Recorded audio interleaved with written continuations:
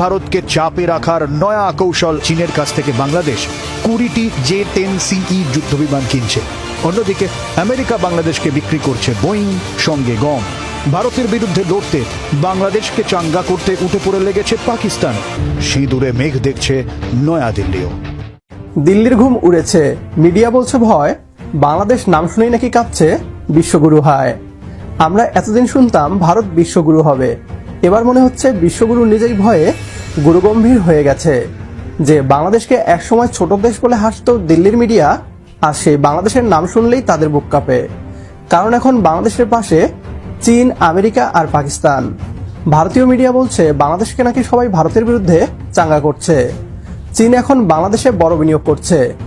আমেরিকাও Indo Pacific কৌশলে বাংলাদেশকে গুরুত্ব দিচ্ছে। আর পাকিস্তানও চাইছে ভারতের বিরুদ্ধে একটা নতুন ভারসাম্য তৈরি করতে। এটা রাজনীতি, এটা কৌশল, এবং বাংলাদেশের পক্ষে এটা চতুর কূটনীতি। বিশ্বের প্রভাবশালী দেশগুলোর বাংলাদেশের পাশে দাঁড়ানো নিয়ে কি বলছে পশ্চিমবাংলার মিডিয়া, আসুন তা দেখি।